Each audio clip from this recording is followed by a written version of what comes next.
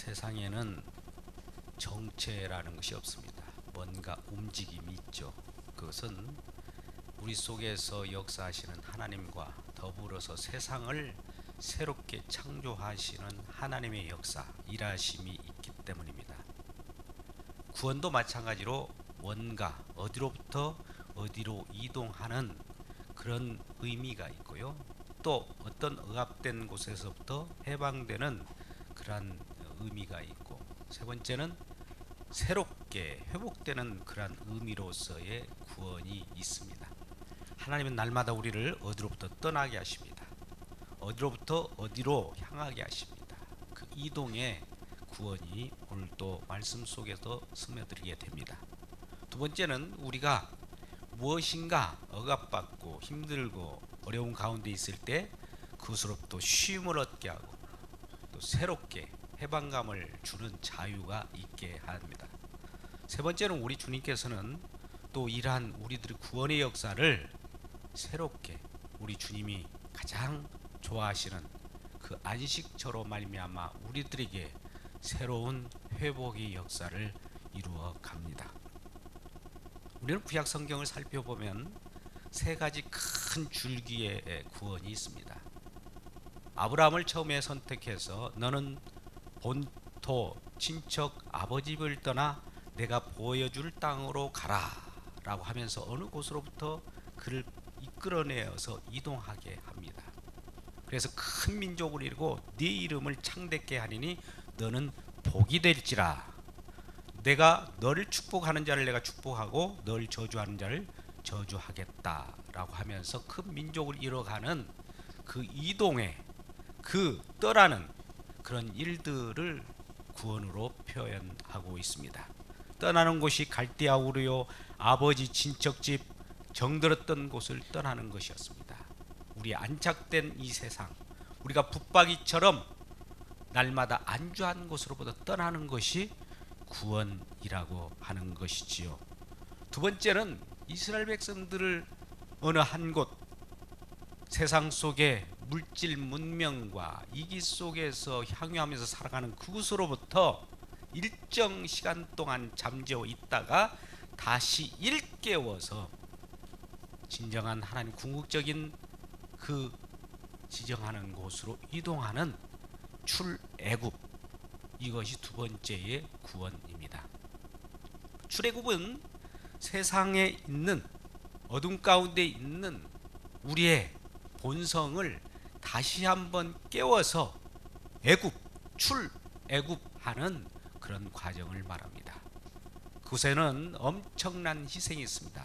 내 뜻대로 안 되고 내가 일어날 수 없는 그 힘 때문에 누군가가 나를 일으켜 세워서 옮겨줘야만 하는 그러한 헌신이 있었기 때문에 출애굽이 가능합니다.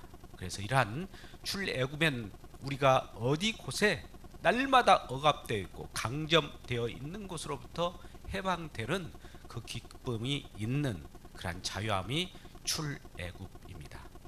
세 번째는 우리의 어떤 본토, 우리가 살고 있는 곳으로부터 우리가 해방감을 누림에도 불구하고 우리는 그것을 알지 못할 때 이방객들, 저 이방 족속들에 의해서 주변 열강에 의해서 끌려가는 그런 포로 생활을 할 수가 있습니다. 때에 따라서는 우리 삶이 내가 만족하지 못할 때 주변 어떤 사람으로부터 어떤 속임을 당해서 억울함을 누릴 때가 있습니다. 그럴 때 그곳으로부터 다시 본토, 내 집, 내 고향으로 돌아오는 그러한 회복의 역사도 구원으로 표현하고 있는 겁니다.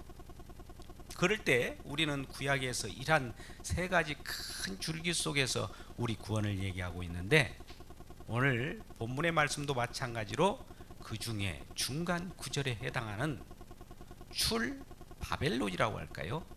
이방 객으로부터 이스라엘 백성들, 구원받은 백성들이 구원받은 백성답게 살지 못할 때 그 뒤 어떤 어려움을 겪었으며 어떤 깨우침을 얻었는가, 그에 대한 말씀입니다. 14절 말씀을 제가 읽겠습니다. 너희의 구속자요 이스라엘 거룩한 이 여호와가 말하노라. 너희를 위하여 내가 바벨론의 사람을 보내어 모든 갈대아 사람에게 자기들이 연락하던 배를 타고 도망하여 내려가게 하리라. 이 약속입니다. 이건. 나는 구속자요 이스라엘 거룩한 여호와인데 내가 너희를 위하여 바벨론, 이 이스라엘 백성들이 바벨론 포로에 지금 억압되어 있습니다. 바벨론에 어떤 사람을 보내서 그 갈대아 사람, 바벨론 사람들을 떠나가게 한다는 거예요. 갈대아 사람, 바벨론 사람들을 폐위시키고 그들로부터 억압받은 이스라엘 백성들을 건져내겠다는 겁니다. 바로 고레스 왕이라고 하는 이방의 왕을 그곳에 보내어서 그들로 하여금 어떤 정책을 펴므로써 이스라엘 백성이 이제 고국으로 돌아옵니다. 일정 기간 동안에 이스라엘 백성들을 포로로 잡혀가게 하고 그 가나안이라고 하는 하나님의 나라, 그것이 오염되었기 때문에 70년이라고 하는 회복의 기간이 필요했던 거예요. 이스라엘 백성들이 그곳에서 하나님의 말씀을 경외하지 않고 하나님 말씀을 없인 여겼을 때 어떠한 일들이 벌어지는가라는 것을 구체적으로 경험하게 하기 위하여 바벨론 포로로 끌려가게 한 다음에 이제 회복되어서 가나안으로 돌아오게 했다는 그 약속이 처음에 14절에 펼쳐지면서 15절에 강조합니다. 나는 여호와 너희의 거룩한 이요 이스라엘의 창조주요 너희 왕이라.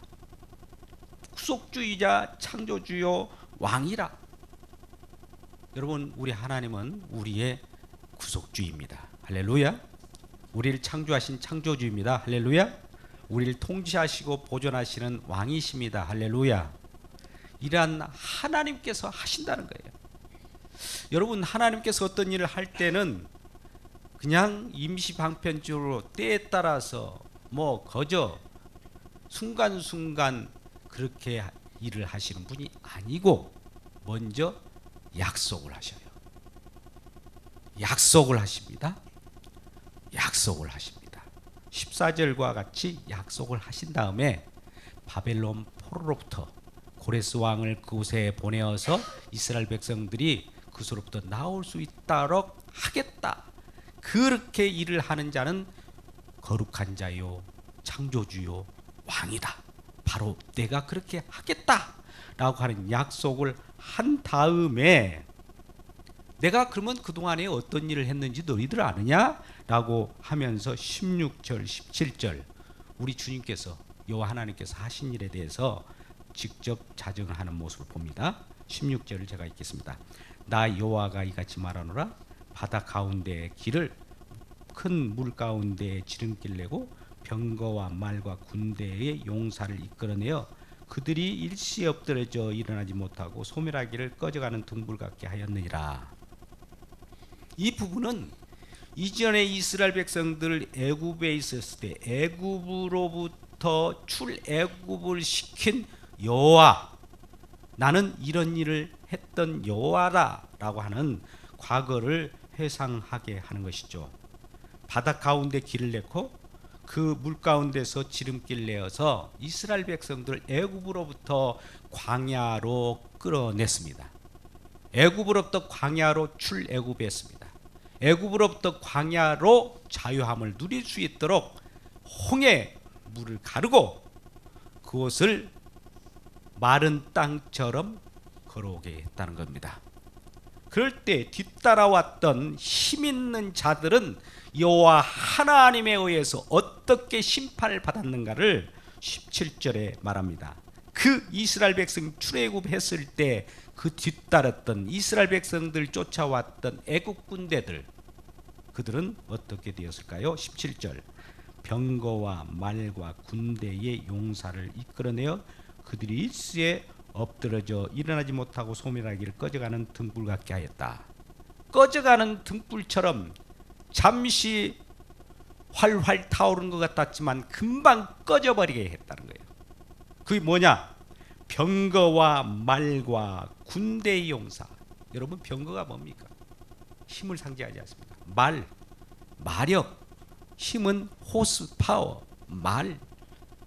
그다음에 여기에 나오는 군대의 그 용사들 얼마나 힘이 있습니까?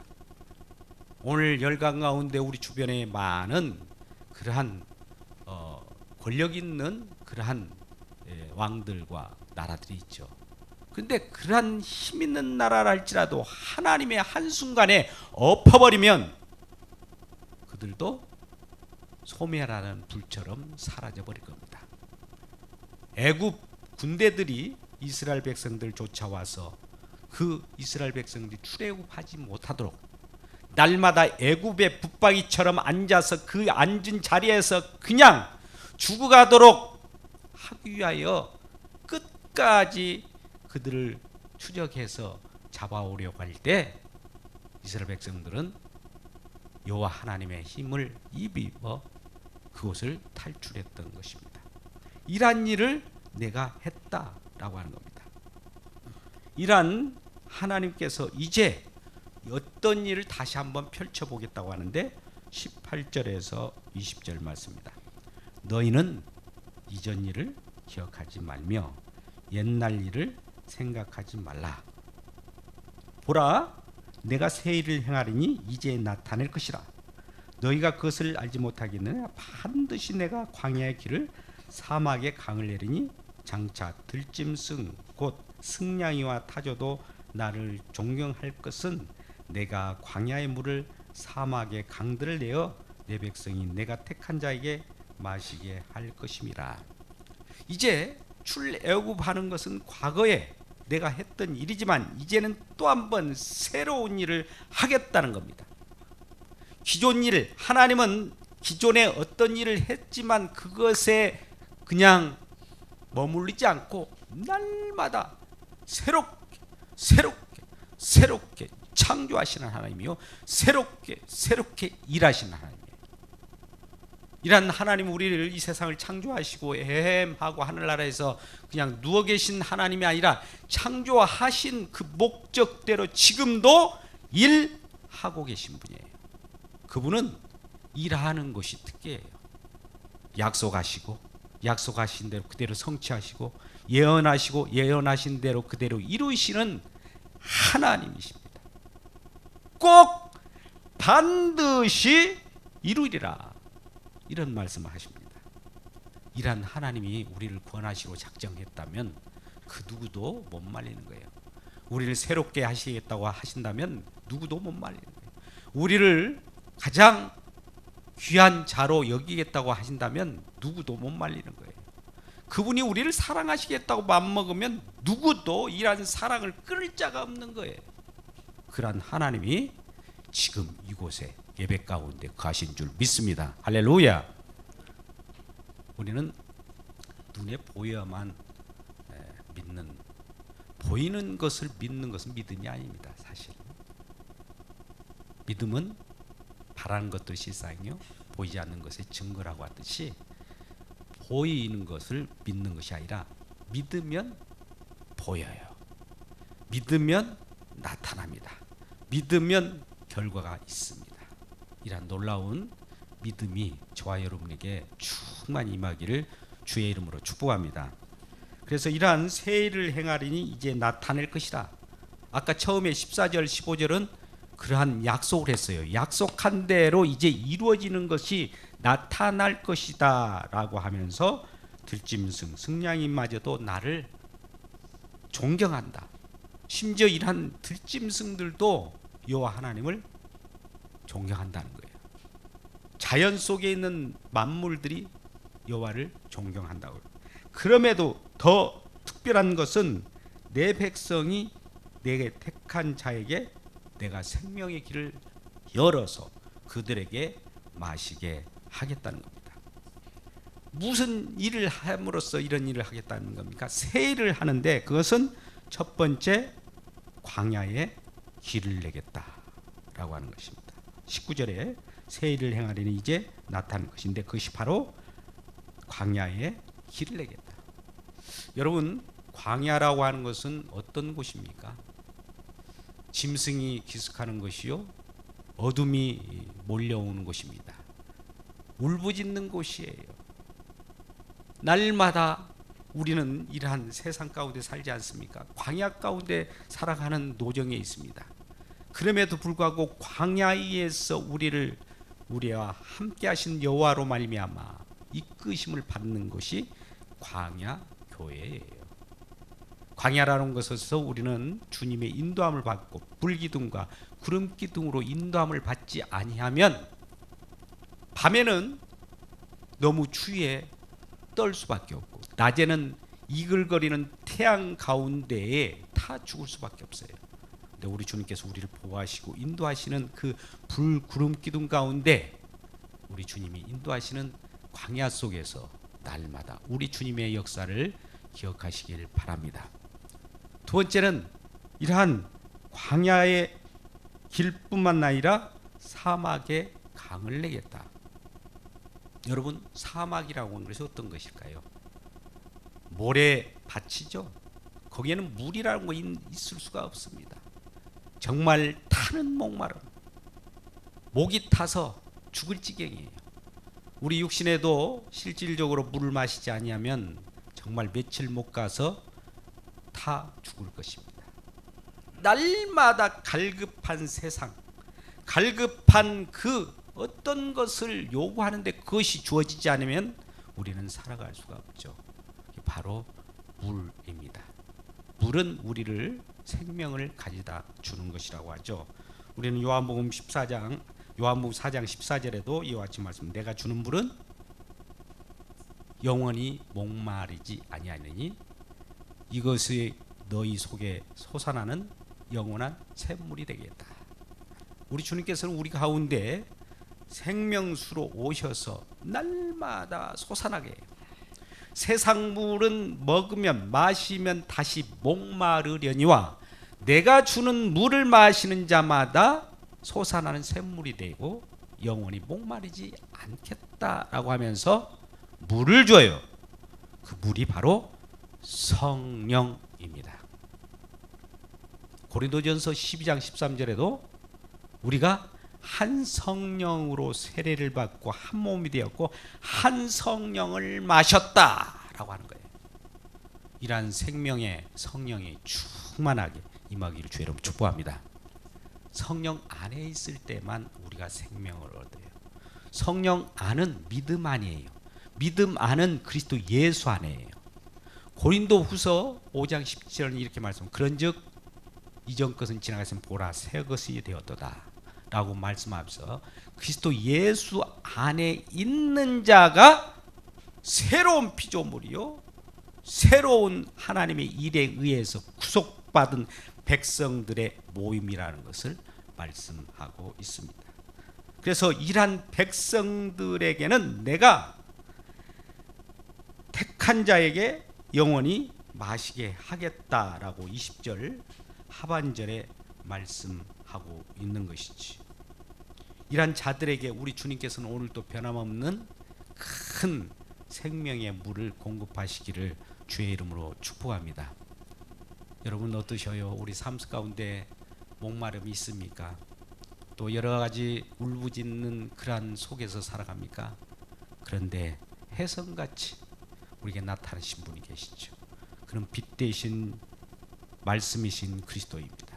그분이 우리를 어둠에서 빛으로 이동시켜줘요. 죽음에서 생명으로 이동시켜줍니다. 아브라함을 그 본토 집에서부터 가나안까지 이동시켜 주듯이 가나안이라고 하는 천국, 하나님 궁극적으로 약속하신 그곳, 영원한 거룩한 땅, 함께할 그 고향에서 살기 위한 이동을 하게 만드신 겁니다. 어둠에서 빛으로, 사망에서 생명으로 이동시킨 우리 주님을 찬송하시기를 주의 이름으로 축복합니다. 이 예수님은 아브라함으로 나타났지만 아브라함을 바라봄으로써 아브라함 자체로 우리는 숭상할 필요 없어요. 아브라함을 통하여 역사하시는 우리 주님, 그 이름을 창대케 하시는 그 이름, 주의 이름 예수님입니다. 예수님은 복이에요. 그래서 예수님을 저주하는 자를 내가 저주하고 예수님을 축복하는 자는 축복하겠다는 말씀은 예수님을 따르고 예수님의 그 말씀을 받고 누리는 자는 내가 축복을 주고 있고, 예수님을 업신여기고 예수님을 핍박하고 예수님의 그 공로를 의지하지 않는 자는 저주하겠다는 거예요. 그것이 바로 아브라함의 갈대아 우르로부터 건져내신 그 의미입니다. 그런 갈대아 우르에서 건져낸 그 하나님이 출애굽으로 나타날 때는 약속으로 나타나요. 아브라함의 하나님, 이삭의 하나님, 야곱의 하나님, 나 여호와가 말하노라 하면서 약속의 신실하신 하나님으로 나타난 그분이 애국으로부터 이스라엘 백성들 억압 가운데서도 해방시키고 자유를 누리게 하는 겁니다. 여러분, 우리는 뭔지 모르게 어디에 눌려 있는 것처럼 느끼지 않습니까? 무엇인가 해보려고 해도 잘 되지 않는 일이 있죠. 그럼 바로 무엇인가 압제받고 억압받는 그 사단의 권세가 우리를 짓누르기 때문입니다. 근데 이러한 사단의 머리를 박살내고 하나님께서 사단을 심판하면서 누군가의 헌신의 피에 의한 어린 양의 희생에 의하여 사단 마귀를 꺼뜨려버리고 우리를 출애굽한 그 공로 때문에 우리가 자유를 누리게 되는 것입니다. 이러한 해방감을 갖고 자유를 누리시기를 주의 이름으로 축복합니다. 그럼에도 불구하고 우리는 자유를 얻은 자로서 과연 구원받은 백성으로서 하나님의 그 은혜에 감사하며 살아갑니까? 하나님의 은혜는 간 곳 없고 또 내 의지, 내 자신을 위하여 살아가지 않습니까? 그럴 때 하나님께서는 우리를 다시 포로로 어디론가에 귀향을 보내게 됩니다. 한시 동안 그것을 깨달을 때까지, 회개할 때까지 회개하게 함으로써 이제 그곳으로부터 일정 기간이 되면 우리를 다시 회복하게 하고 다시 고향으로 돌아가게 하고 다시 주님을 만나게 하며 결속하게 하는 관계 속에 놓이게 하는 것입니다. 이러한 놀라운 주님의 회복의 역사가 오늘 또 바벨론이라고 하는 그것으로부터 고레스 왕을 보냄으로써 고레스가 바사의 왕으로서 바벨론을 점거하고 이스라엘 백성, 그 속에서 억압받던 이스라엘 백성들이 본토로 돌아오게 하고 고향으로 돌아오게 하고 자유의 나라로 돌아오게 하는 놀라운 새 일을 또 하겠다라고 하는 겁니다. 그렇다면 여러분께 보겠습니다. 이러한 바벨론 포로로부터 고향으로 돌아오게 하는 이스라엘 백성들을 돌아오게 하신 하나님이 오늘 이 시간에 저와 여러분은 어려움 가운데 있고 또 여러 가지 실망 가운데 낙심 가운데 있는 그곳으로부터 건져내지 않겠습니까? 일하시는 그분인데, 그분이 우리에게 약속하신 분인데, 우리를 구원하시겠다고 약속하신 그분인데, 그 구원하신 일을 신실하게 지금도 해내고 있음을 믿습니까? 우리 주님은 일하시는 분이에요. 말씀은 살았고 활력이 있어 언제나 일해야만이 그 직성이 풀리는 하나님이십니다. 하나님은 우리 마음 가운데 오셨어요. 우리와 함께 하십니다. 내가 너를 지명하여 불리는 너는 내 것이라. 오늘 43장 1절에 그렇게 말씀하시면서 43장 14절부터 21절까지가 오늘 본문 말씀이지 않습니까? 이렇게 구원하신 그 목적이 무엇일까요? 출애굽으로 다시 돌아가면 출애굽했을 때에 출애굽 3장 7절에서 12절 말씀을 한번 펴볼까요? 출애굽 3장 7절에서 8절 9절 말씀을 먼저 읽겠습니다. 제가 읽을까요? 여호와께서 이르시되 내가 애굽에 있는 내 백성의 고통을 분명히 보고 그들을 감독자로 말미암아 부르짖음을 듣고 그 근심을 알고 내가 내려가서 그들을 애굽인의 손에서 건져내고 그들을 그 땅에서 인도하여 아름답고 위대한 땅 젖과 꿀이 흐르는 땅, 곧 가나안 족속, 헷 족속, 아모리 족속, 브리스 족속, 히르 족속, 여부스 족속 지방에 데려가려 하노라. 예, 여기 보세요. 여기를 보면 내려가서 애굽이라고 하는 어디 우리가 저변 속에 지금 신음하고 있는 곳에 내려가서 건져내서 인도하여 데려가려 하노라. 내려가서 건져내서 인도하여 데려가기 위하여 모세를 지도자로 보내서 요 하나님께서 역사하신 겁니다. 이러한 출애굽의 역사가 왜 그러면 이스라엘 백성들을 애굽에서 건져낼까요? 건져내서 뭐 하시려고? 왜 이런 일을 하십니까? 라고 한다면 출애굽기 3장 17절, 출애굽은 이와 같이 말씀합니다. 12절, 여러분 앞에 스크린 띄워집니까? 같이 읽을까요? 시작. 하나님이 이르시되 내가 반드시 너와 함께 있으리라. 내가 그 백성을 애굽에서 인도하여 낸 후에 너희가 이 산에서 하나님을 섬기니 이것이 내가 너를 보낸 증거니라. 예, 모세를 애굽에 보내서 이스라엘 백성들을 출애굽해서 이 광야에 있는 시내산까지 온 것은 뭘 하기 위하여? 요 하나님을 섬기려 하십니다. 요 하나님을 예배하기 위함이라. 요 하나님을 찬미하기 위하여 이와 같이 했다는 거예요.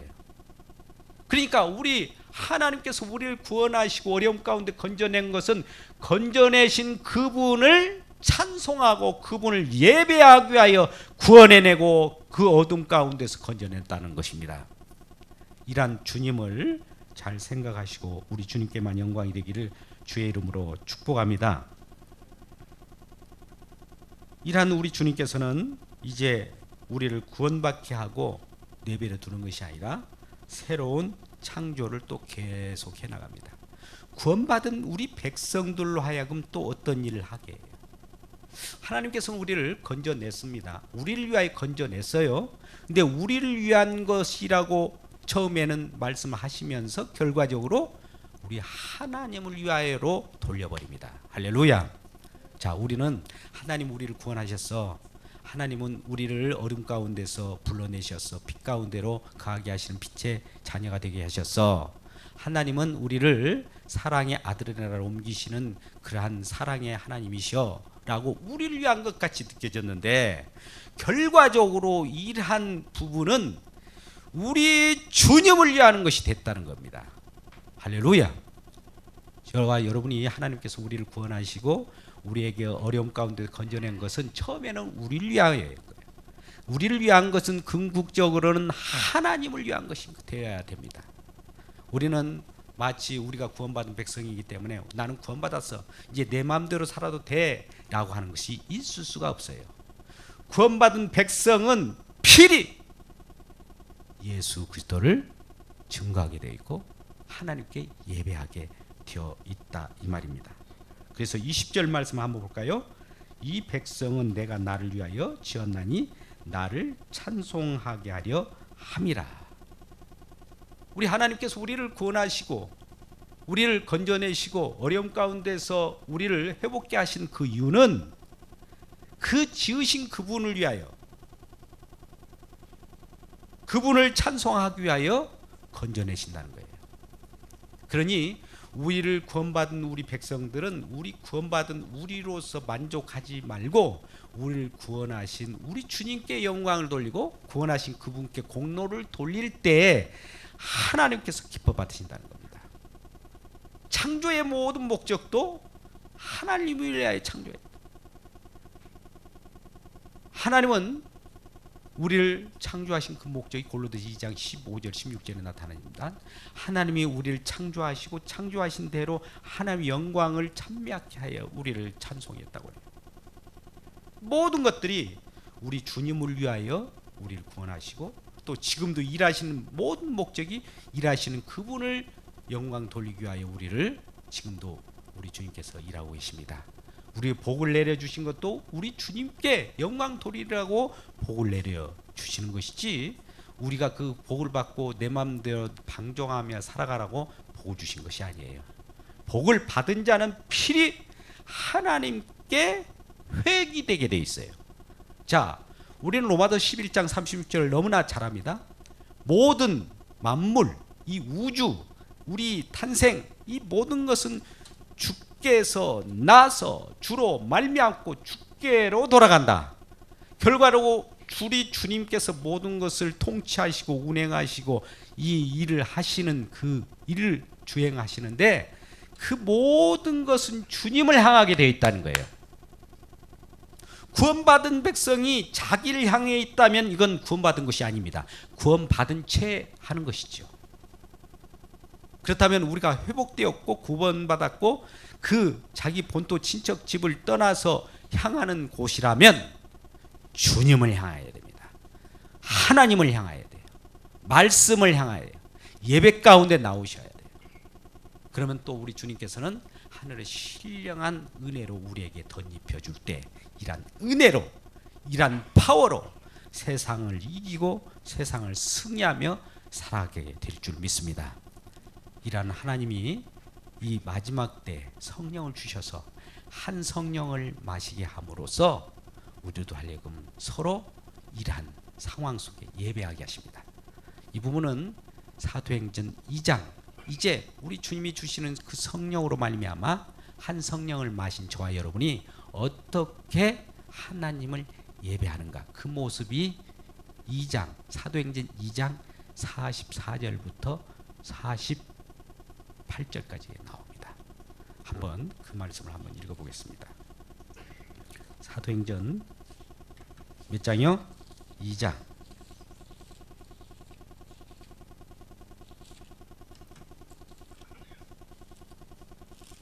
몇 절이요?